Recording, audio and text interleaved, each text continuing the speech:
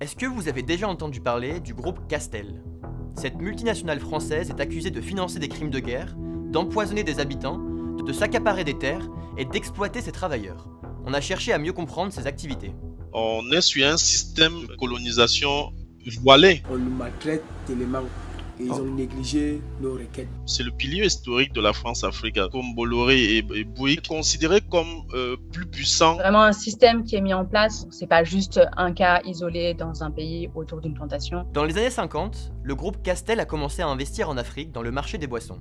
Son dirigeant et fondateur, Pierre Castel, 95 ans, dispose avec sa famille de la 10e plus grosse fortune de France. C'est un groupe qui est très opaque et qui cultive vraiment le secret. C'est des machines qui ont le pouvoir de décider de qui reste au pouvoir ou pas dans nos pays africains aujourd'hui. Castel traite des ouvriers comme des hommes, non plus comme des animaux. Côte d'Ivoire, Algérie, Madagascar, Castel est aujourd'hui présent dans une vingtaine de pays africains, bien souvent en situation de monopole. Il est l'un des leaders du soda et le deuxième brasseur d'Afrique. Pierre Castel le reconnaît lui-même, s'il s'est enrichi, c'est grâce à l'Afrique. Il y a des accaparements de terres qui sont clairs aujourd'hui. C'est impossible, c'est impensable ce qui se passe dans ces villages. Des milliers d'hectares où les mecs se sont accaparés. J'ai un sentiment de colère. On n'a plus eu la possibilité de travailler comme on voulait. Il n'y a plus de forêt. La société Camaro a pris partout là où c'est plat pour mettre sa canne. Selon React Transnational, Pierre Castel a bâti un empire en Afrique au détriment du continent. L'ONG, qui a publié une enquête en 2022, accuse le groupe d'anéantir la biodiversité, d'épuiser les ressources naturelles et de promouvoir un marketing agressif, favorisant la dépendance à l'alcool. La nouvelle Castel, là, quand tu bois, c'est doux, c'est doux, c'est doux. L'utilisation de pesticides qui sont considérés comme extrêmement dangereux par l'ONU, comme l'atrazine, le glyphosate, c'est très difficile, comme toujours, de faire le lien direct. Les médecins des centres de santé témoignent qu'il y a vraiment des problèmes, notamment respiratoires, assez forts dans la région. Il n'y a plus de poissons dans l'eau, il n'y a plus de chenilles. C'est l'avion et le vent amène ça, le vent.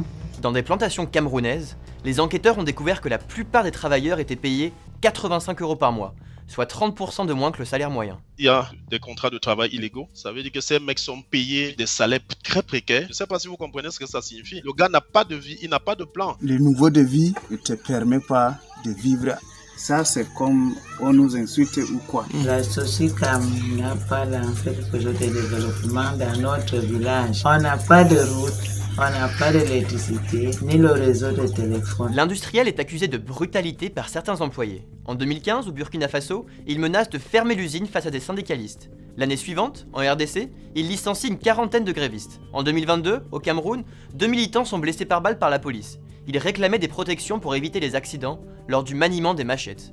Selon React, les accidents de travail ne sont pas toujours couverts et plusieurs employés sont décédés ces dernières années. C'est vraiment des conditions de travail indignes. Il y a beaucoup d'articles qui relatent différents abus en termes de répression syndicale. Je me lève à 4 heures. La semaine, on a un repos d'1 jour. Quand tu vas exposer ton problème, tu es d'abord chosifié, toi, l'homme saisonnier. On te répudie, même on te chasse d'aller continuer le travail. Nous avons 2 bottes par saison.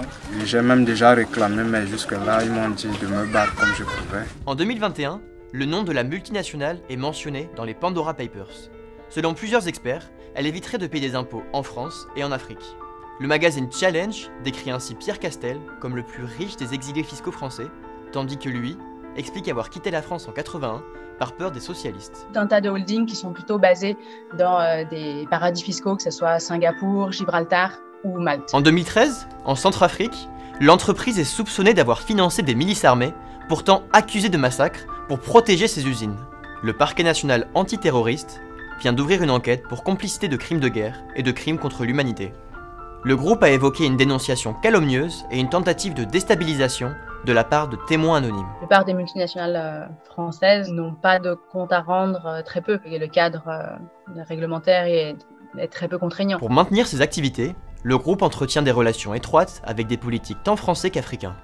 Pierre Castel est souvent présent lors des déplacements des présidents français en Afrique et il a longtemps employé comme conseiller un sénateur UMP. Il dit lui-même qu'il entretient des relations assez privilégiées et de longue date avec de nombreux chefs d'État. Pierre Castel lui-même, il dit « je les connais tous ». En 2019, un ancien cadre du groupe a indiqué à complément d'enquête que l'entreprise avait financé la campagne électorale d'un dirigeant et avait corrompu des fonctionnaires africains. Afin d'obtenir des réponses, nous avons sollicité le groupe Castel, mais ce dernier n'a pas donné suite. Il donne très peu d'interviews dans les médias. Il ne veut même surtout pas qu'on enquête sur ses affaires. Pour mettre fin à l'impunité, des activistes tentent aujourd'hui de s'organiser. Plusieurs habitants ont effectué un signalement auprès de l'OCDE, qui leur donnait raison, et des travailleurs ont mené plusieurs grèves au cours des derniers mois.